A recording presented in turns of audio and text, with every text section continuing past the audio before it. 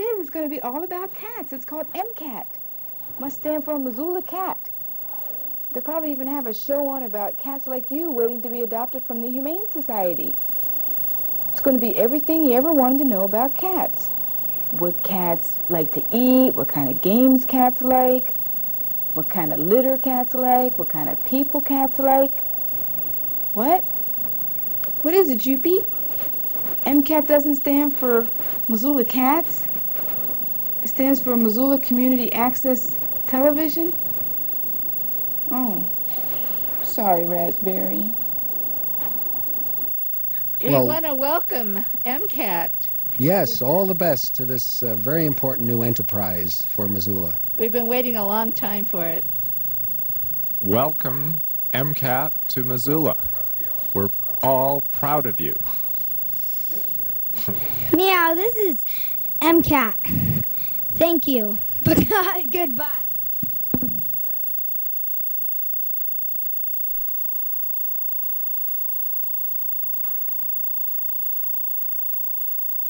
Hello, Missoula.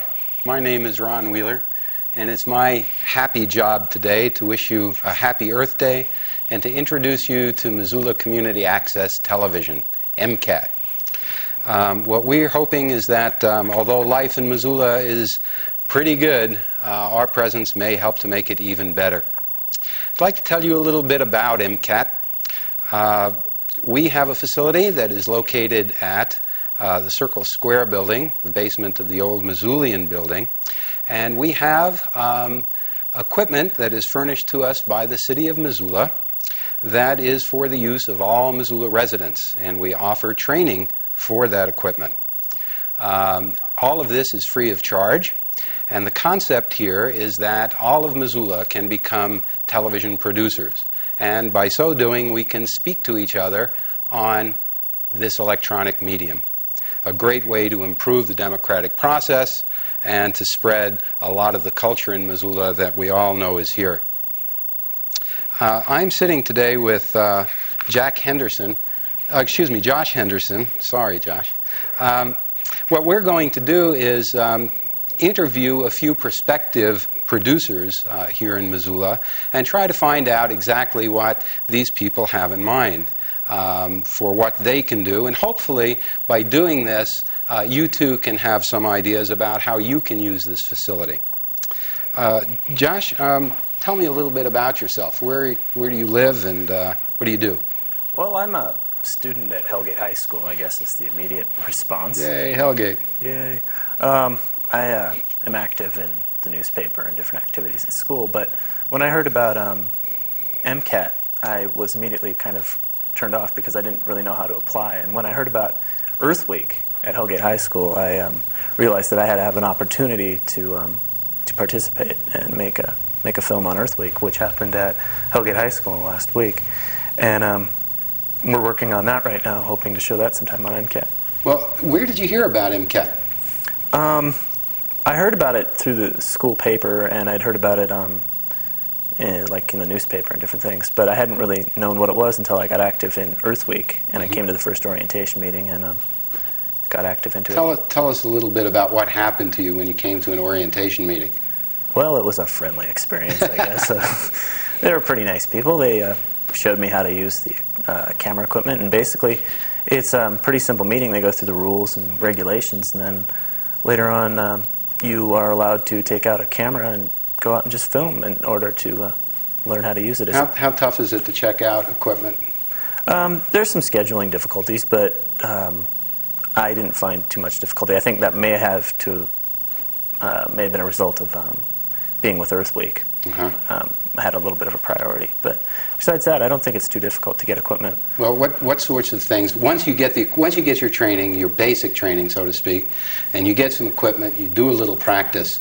What is it you're planning on producing?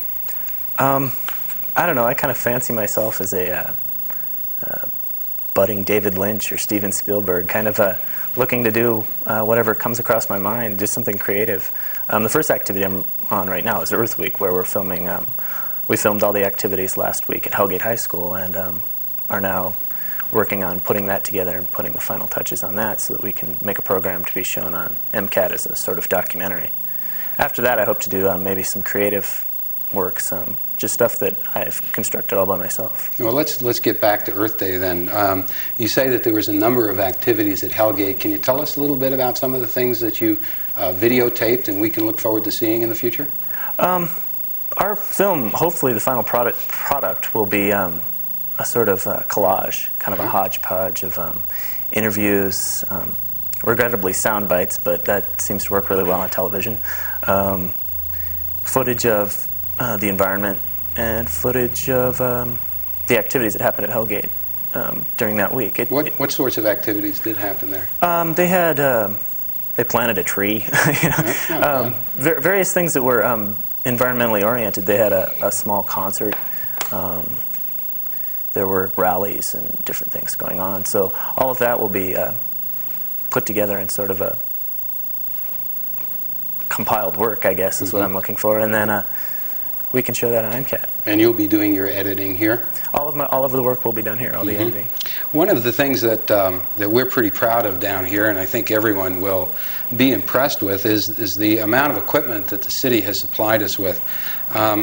One of the things that everyone in Missoula should understand is that MCAT operates as a result of a franchise that has been let by the city of Missoula to TCI Cablevision of Montana.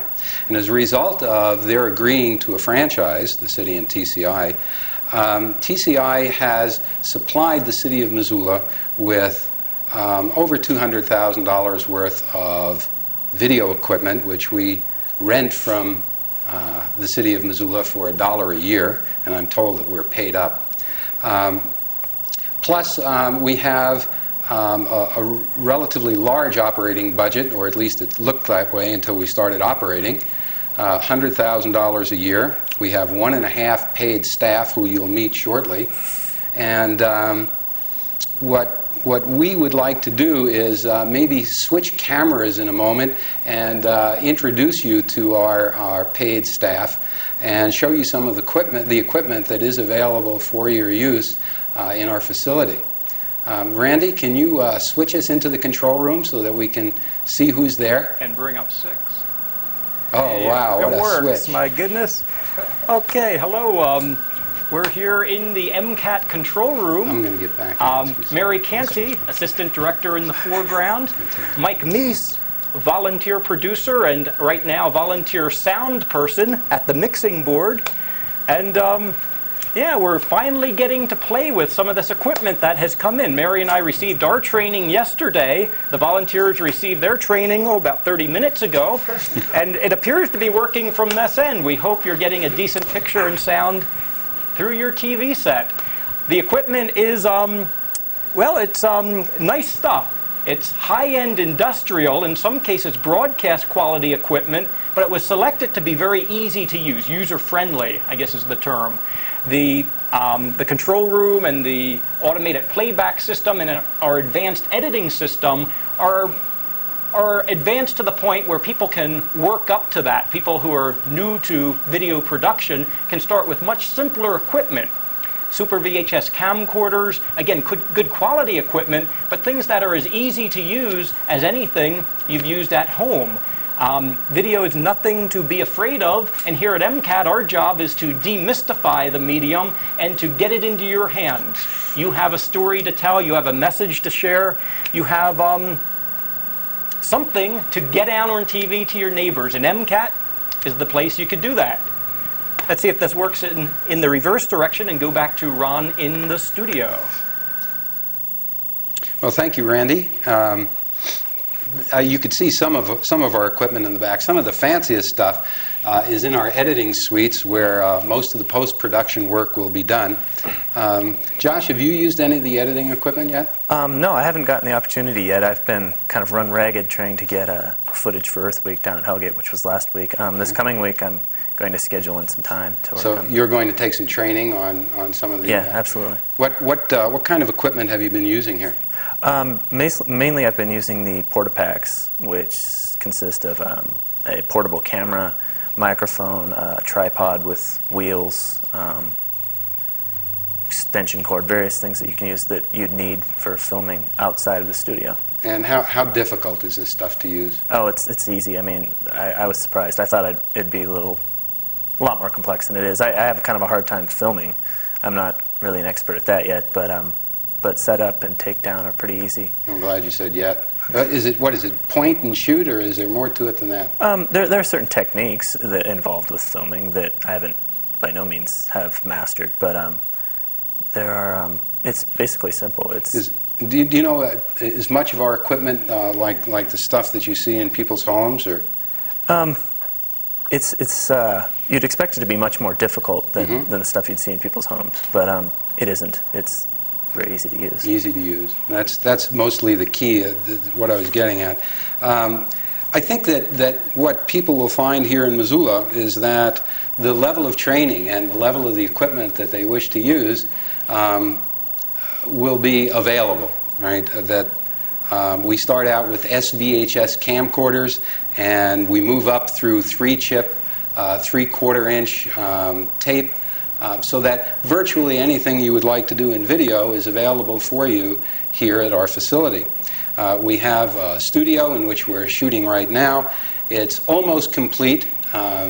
We're still a work in progress, as Randy is fond of saying.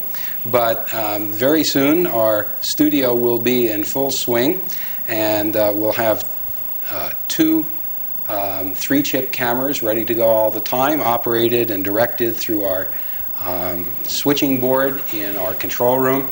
We have 2 editing suites. One of them is probably state-of-the-art, and we'll put together, we hope, some very, very fancy tapes for us to watch here in Missoula. Today we're going to be seeing some clips of some tapes that will be shown in the near future. The first one that we're going to look at was done at the 1990 International Wildlife Film Festival, and this is a clip from the ethics workshop. And if we could roll this one, we've got about 2 minutes of it. I'd like to take a look at it now.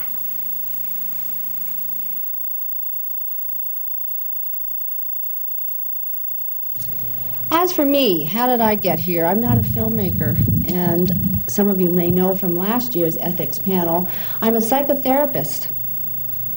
And the reason that I'm interested in environmental ethics is that in my work as a psychotherapist, and in my own healing process, my journey through life, it's become very clear to me that without a natural world, we are doomed as the species we think we'd like to be.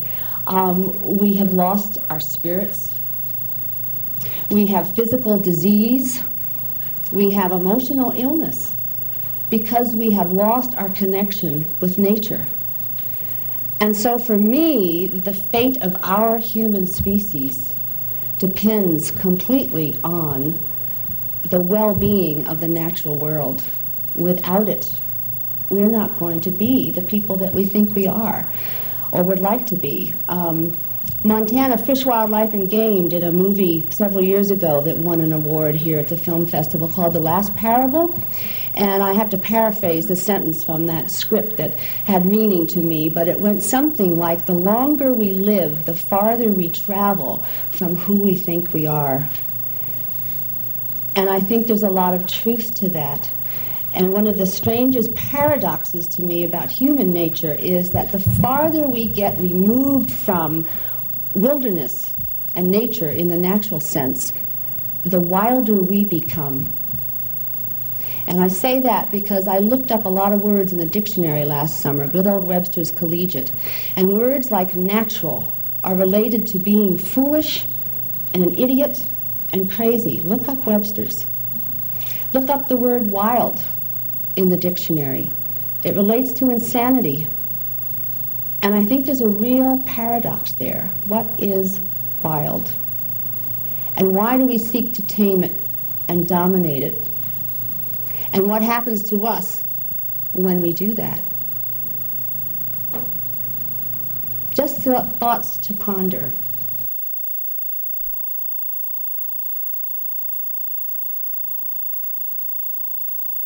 Hi, MCAT. Welcome to Missoula.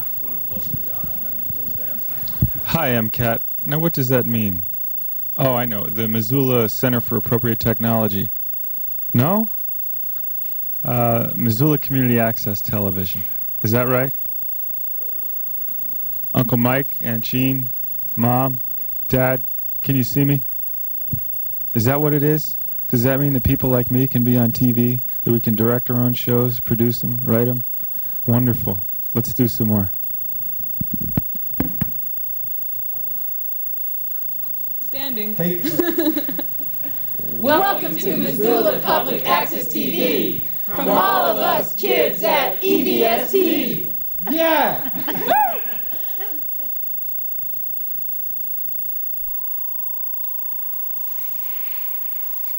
Well, just a touch of what you have to look forward to. One of the things that you should realize is that in these clips that you'll be seeing from time to time today, we're just seeing small snatches from events that happen in Missoula almost on a daily basis. Events that most of us simply don't have the time or energy to take in. However, for the first time in Missoula's history, many of these events will be broadcast as tape delay on television.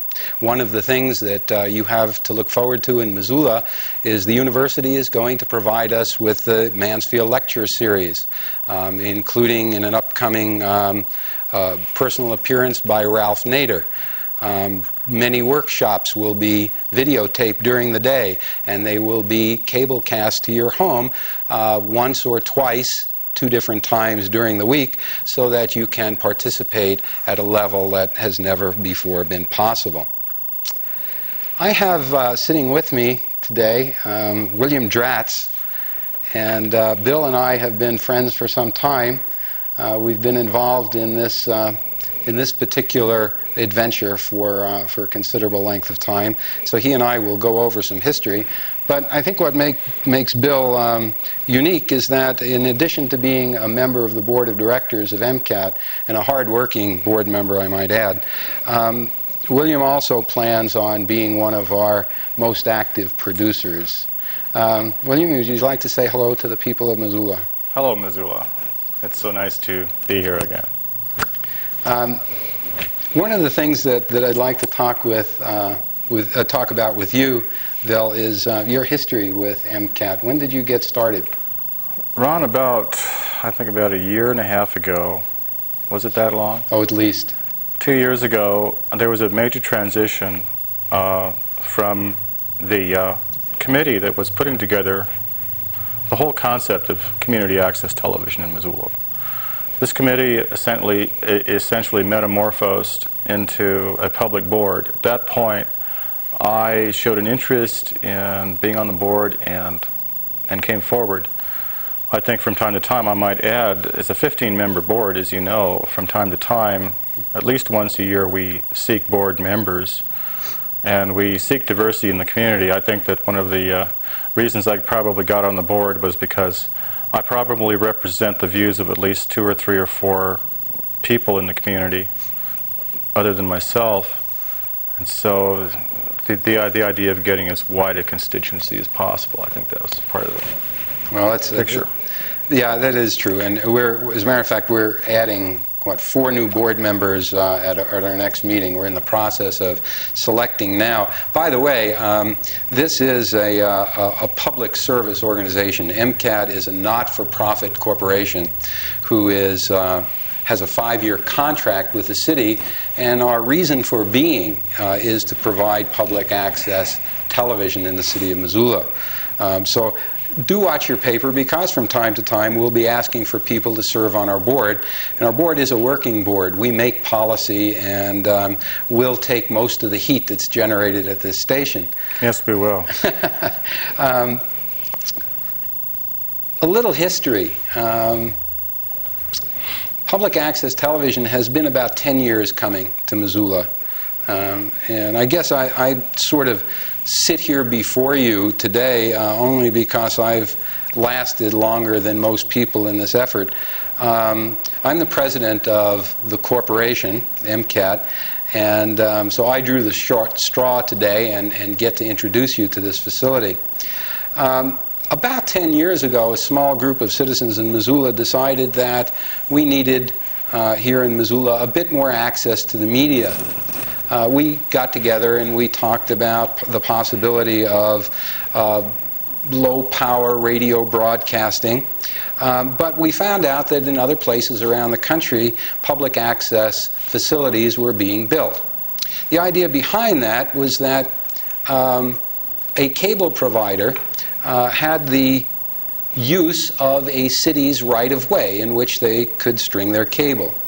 And in exchange for that permission to use the right-of-way, many cities were gaining capitalization of a public access facility and a dedicated channel. This group of citizens went to work for the city, were selected by the city to work for them, to design such a facility and to enter into negotiations for the city with the cable providers. This is a long, involved process, and believe me, gets awfully boring. But it did evolve to a point where $170,000 was granted by TCI to the city of Missoula for equipment, plus 5% of TCI's gross income on a yearly basis. In addition, and I think really importantly in Missoula, we succeeded in getting 12 miles of upstream cable. And what that means is that in addition to this facility from which we're broadcasting today, there are 9 other sites in the city of Missoula from which either live cable casting or pre-produced programming can originate. For example, the 3 public high schools are hooked up and almost ready to go. There's a hookup at the District 1 Administration Building. There is one at City Hall, and you will be seeing live coverage of the City Council, gavel to gavel, every Monday night, although we will have to wait until they are back in their City Hall facilities. There is an origination site at the public library, and as a matter of fact, if you tune in Wednesday night, you'll be seeing the Night of 1,000 Stars and see some of Missoula's prominent citizens reading live from the library. County Courthouse has a hookup, as does the VOTEC. And so you can see that we have put together a rather extensive network within Missoula. Bill, what do you see happening down the road? How is this facility going to get going, and what's it going to look like? I left my crystal ball at home, Ron, but let me see if I can sort of predict here. I think the Bill Grow and staff will certainly, I just think it's a growth proposition. Today's our birthday. It's hard to say on our Earth Day where we're going, but I think the key here is community involvement. What I hope to see, and what I know we will see, is this huge response from the city of Missoula, people in Missoula. I'm looking forward to that. Yeah, I think that's a really important point, and one I had forgotten to make. We are a facility that has a lot of equipment, and we have a minimal amount of staff. 2 very hard-working, very talented people. But this is going to be, this MCAT is going to be a volunteer-based organization. You need to contact us, and our number is 542-MCAT. That's 542-MCAT. 542-MCAT.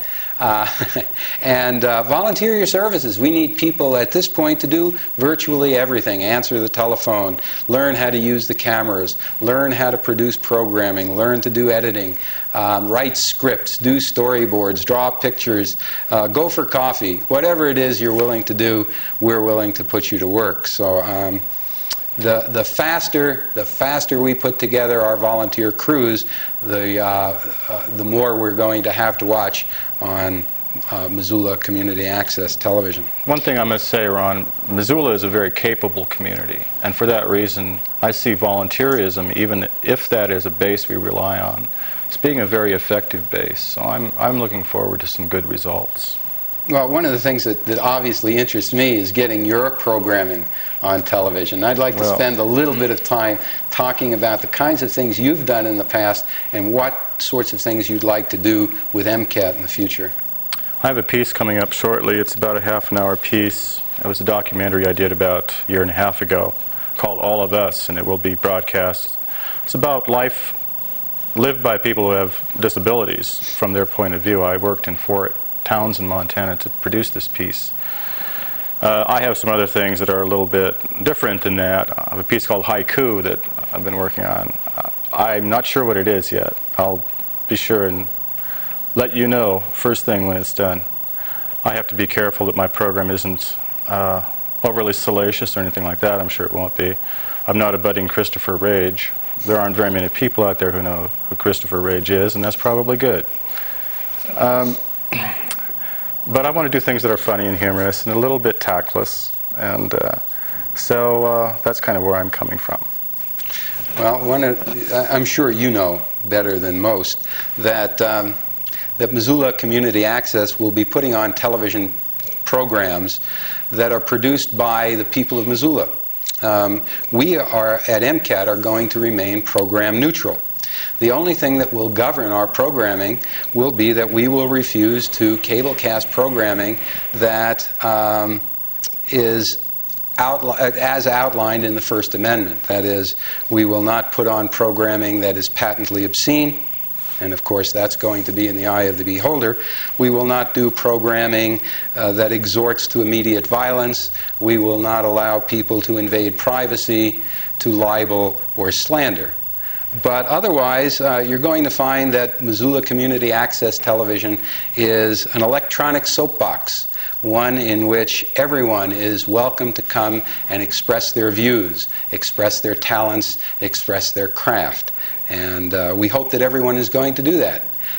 There will be time when you won't like the programming, but there will be times when you will see programming here that you will see nowhere else, and will want to see it desperately. We have the ability here to do what we call narrow casting.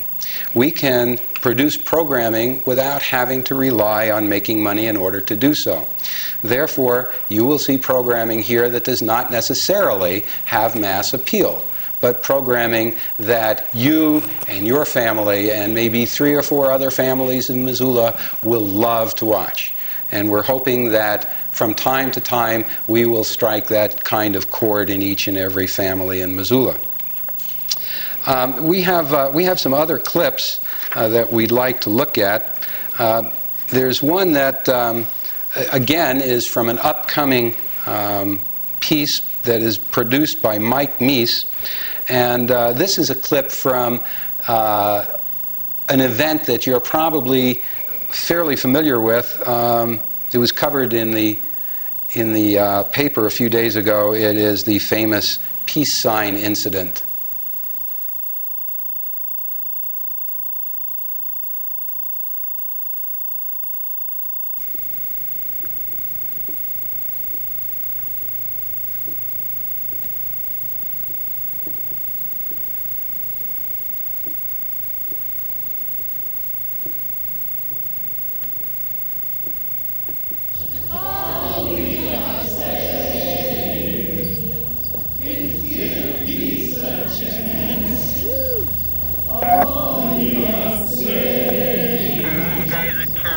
For a second. If there's any problem with the microwave, you'll be arrested for trespass.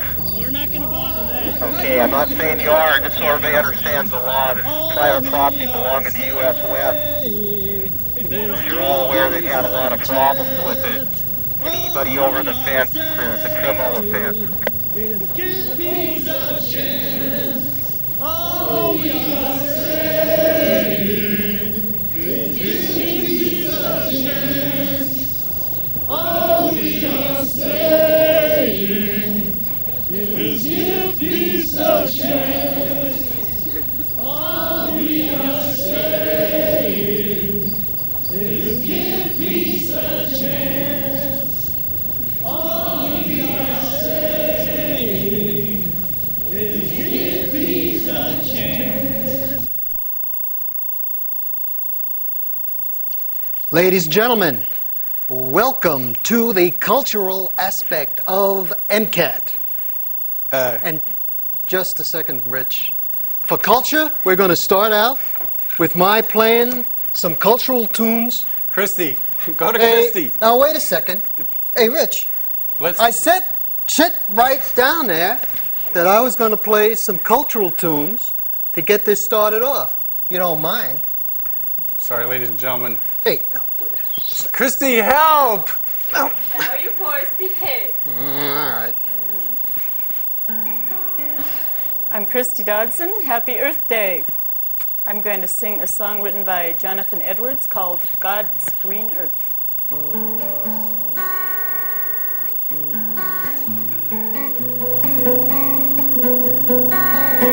On God's green earth, a golden sun shines down.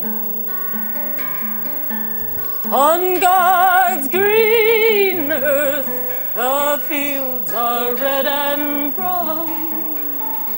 The silver rain of springtime brings the miracle of birth. There's room for every color here on God's green earth. God made the night, took away the light, made the colors blend into a single shade. God made the day, took the night away, so we could see how it was meant to be. In God's blue sky, sometimes the gray clouds blow, and storms may arise from the land down below.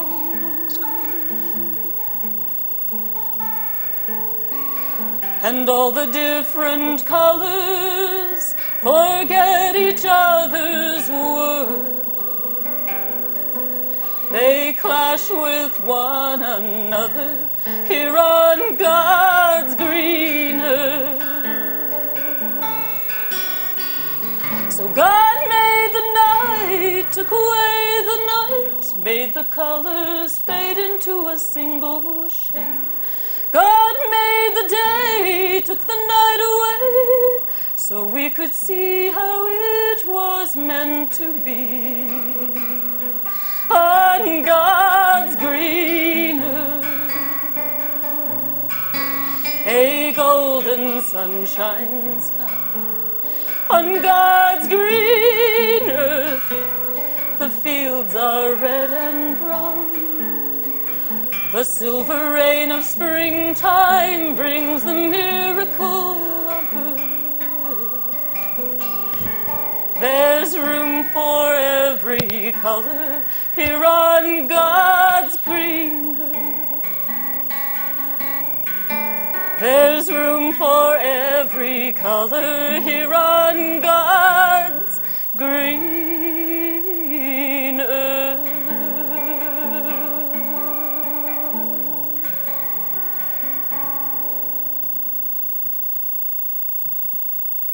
Fork. Now, as you know, there's been controversy over whether to build it on the east side of the Orange Street Bridge or on the west side of the Orange Street Bridge. The two groups have gotten together and they've reached a compromise, so they'll both be happy. Had you heard about that? No. Yeah. Happy Earth Day. Now, the interesting thing about this bridge is the mayor has found a way to save us $200,000 by building the bridge out of old cars. Now, there's a lot of old cars, as you know, that have been rip-wrapped on the Bitterroot River down by Lolo. There's hundreds and hundreds of them down there up against the banks. And the mayor has gotten together with Bruce Vincent of the Log Hole, and he's going to come down here with his couple of logging trucks, and they're going to pull these cars right out of those riverbanks. And Bruce said he'd bring them right down to the Orange Street Bridge, and we're just going to weld them right across the bridge. That way we can have pollution-free access across the bridge for everybody that wants to go across. The children, guys like Rich, people like Christy Dodson, the cameraman here, the cultural commissars, whoever wants to be able to get across the bridge can, and still feel as if they're with their cars. That's the beauty of it. Bridges are for cars, we know that. But if we build it out of auto bodies, then we'll be able to remove those cars from the Bitterroot and put them here across the Clark Fork where they belong. There is, you haven't heard about this, Rich? That's fat. I'm There is pleased. a hitch. A trailer hitch. Well, there's a serious hitch. There's Bruce a hitch. Vincent said he'd help us out, but there is one hitch. Lay it on me. No? All right. This hasn't gotten out yet. Well, here it is. He wants to, while he's down here, as you know, the prices of maple are rising, and he wants to clear-cut the town. Nobody but some of my friends have helped me, occasionally with some support. And you'll probably understand why when you see this film. But if you want to do a pan with a camera like this, and you don't have a tripod or anything, you know, a pan is when you go from one side to the other, and they tell you in film school, you want to go slow like this, and go slow on a pan like that. See that? Go slow on a pan. And that way the image won't shake or wobble. You want to go slow. Well, I don't have to follow those rules. I don't have to follow any rules. In fact, I never knew there were any rules until I grew up. But what I do when I do a pan is, sometimes, like I'll do a pan, you'll see this in the film, and I want you to know what you're seeing. I never got to talk to the judges at the Wildlife Film Festival. They thought it was all inept. And in fact, there was one person there, one of the judges realized, gee, maybe this guy's doing this on purpose. Act as a bureaucrat in your interest most of the time. I have with me another individual, Sue Purvis, from Missoula, who is interested in becoming a producer with MCAT. How are you, Sue? Good, thank you. Can you tell us a little bit about yourself, who you are, what you do? And I've been living in Missoula off and on for about 10 years, and I'm a geologist when I'm in town, and I travel quite a bit. And recently I bought myself an 8mm camera and decided to film at some of the places that I go to. So last fall I found out about MCAT and realized I could actually put together some of the footage that I've taken over the past year. And I'm now starting to learn how to edit my material.